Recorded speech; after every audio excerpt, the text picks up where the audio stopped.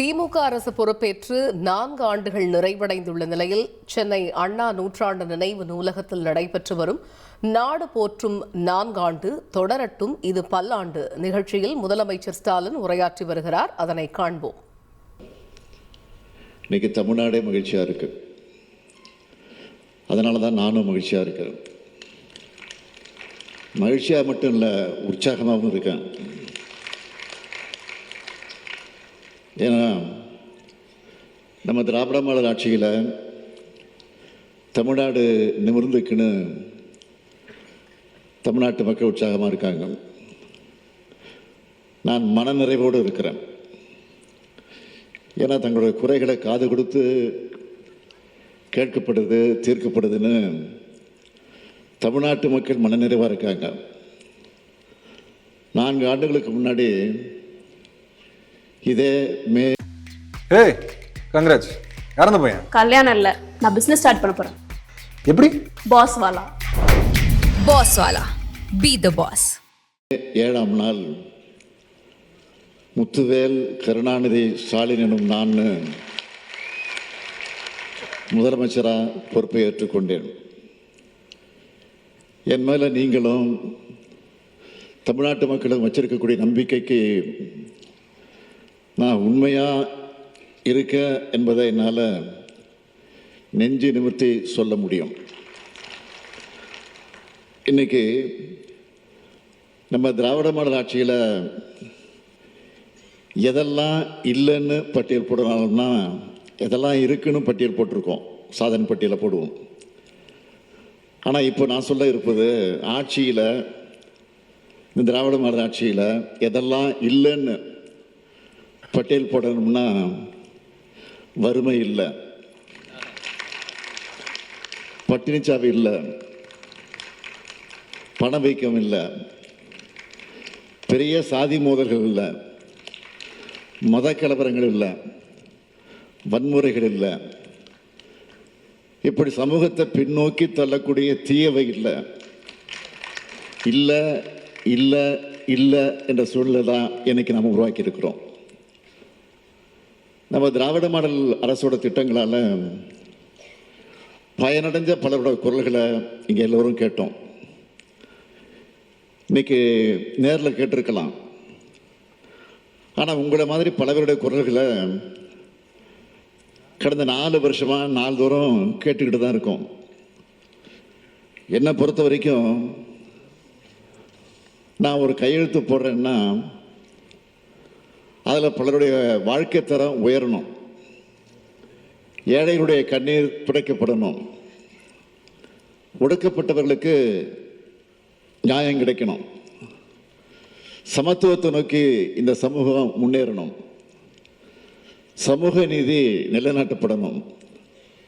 இதைத்தான் என்னுடைய வாழ்க்கையின் பயனாக நான் நினைக்கிறேன். இந்த ஆட்சி அமையும் போது இதுக்கு நான் கொடுத்த பெயர் என்ன தெரியுமா? விடியல் ஆட்சி. ஏன்னா 10 ஆண்டு காலமாக படுபாதாளத்துக்கு தள்ளப்பட்டு தன்மானம் இல்லாத கூட்டத்தால் தரையில் ஊர்ந்து கிடந்த தமிழ்நாட்டை தட்டி எழுப்பி தமிழ்நாட்டுக்கும் தமிழருக்கும் விடியலை கொடுக்கணும்னு உறுதியேற்று அதுக்கு விடியல் ஆட்சின்னு பெயரிட்டோம். நான் ரொம்ப கான்ஃபிடெண்ட்டாக ஏன் சேலஞ்ச் பண்ணியே சொல்லுவேன், இன்னைக்கு தமிழ்நாட்டை பல மடங்கு முன்னேற்றி இருக்கோம். ஒவ்வொரு குடும்பத்திலையும் விடியலை ஏற்படுத்தி வெளிச்சம் பாய்ச்சி இருக்கும், இது உறுதி. இந்த 4 ஆண்டுகளில் ஏராளமான திட்டங்களை செயல்படுத்தி இருக்கோம். அதில் சில முத்திரை திட்டங்களை எடுத்து சொல்லணும்னா இங்கே சொன்னாங்க. கலைஞர் மகளிர் உரிமை திட்டத்தை பற்றி பேசினாங்க. இந்த திட்டத்தை தொடங்கினதில் ஒவ்வொரு பயனாளிக்கும் இது வரைக்கும் 20,000 ரூபாய் வழங்கப்பட்டிருக்கு. இன்னைக்கு ஒவ்வொரு மாதமும் 1,14 லட்சம் மகளிருக்கு 1000 ரூபாய்னு இந்த உரிமை தொகை வர்றப்போ அவங்க என்ன சொல்றாங்கன்னா, எங்க அண்ணா ஸ்டாலின் கொடுக்கிற சீர்னு என்னோட சகோதரிகள் சுயமரியாதையோடு பேசுறாங்க. பெருமைப்படுறோம். அதுபோல் ஆட்சி பொறுப்பேற்றதும் கோட்டைக்கு போய் விடியல் பயண திட்டத்துக்கு கையெழுத்து போட்டேன். இப்போ கூட அந்த விடியல் பயண பேருந்தில் தான் பயணம் செஞ்சுட்டு இந்த நிகழ்ச்சிக்கு வந்திருக்கிறேன். நான் அந்த பஸ்களில் பேருந்துகளில் தமிழ்நாடு முழுக்க என்னுடைய சகோதரிகள் ஸ்டாலின் பஸ்ன்னு சொல்கிறாங்க. இந்த திட்டத்தில் இது வரைக்கும் 685 கோடி பயனாளிகள் பயணங்கள் 685 கோடி பயணங்கள் செஞ்சுருக்காங்க. அது மட்டுமல்ல, நம்ம ஆட்சி பொறுப்பு வர்றதுக்கு முன்னாடி இருந்ததை விட இப்போ மகளிர் மேற்கொள்ளக்கூடிய பயணங்கள் 86 விழுக்காடு அதிகரிச்சிருக்கு. அடுத்து இந்தியாவுக்கே முன்மாதிரிய திட்டமான முதலமைச்சருடைய காலை உணவு திட்டம். இந்த திட்டத்தால் நாள்தோறும் 18 லட்சம் குழந்தைகள் வயிறார சாப்பிட்றாங்க. இந்த திட்டத்தை ஆரம்பிக்கிறதுக்கு முன்னாடி இருந்ததை விட இப்போ குழந்தைகள் பள்ளிக்கு வர்றது அதிகமாகியிருக்கு. குழந்தைகளோட கற்றல் திறன் அதிகரிச்சிருக்கு. ஊட்டச்சத்தும் அதிகரிச்சிருக்கு. இது குழந்தைகளுக்கான திட்டம். அடுத்து பார்த்தீங்கன்னா இளைஞர்களுக்கான புதுமை பெண் மற்றும் தமிழ் புதுமை திட்டங்கள்.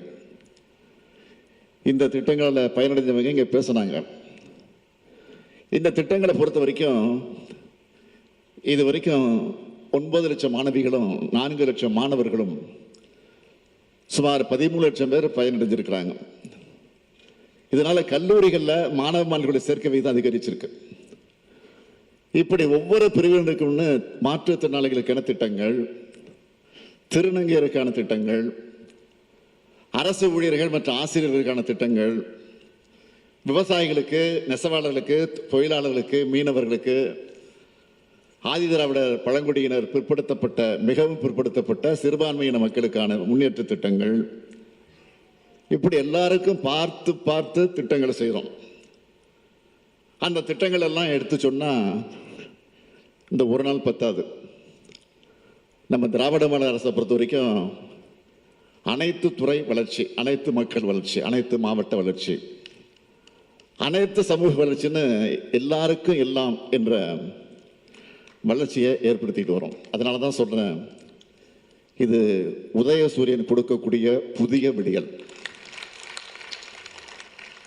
இது மட்டும் இல்லை, ஒன்றிய அரசு வெளியிடுகிற எல்லா புள்ளி விவரங்களையும் பார்த்தீங்கன்னா நம்முடைய தமிழ்நாடு தான் முன்னிலையில் முதலிடத்தில் இருக்கு.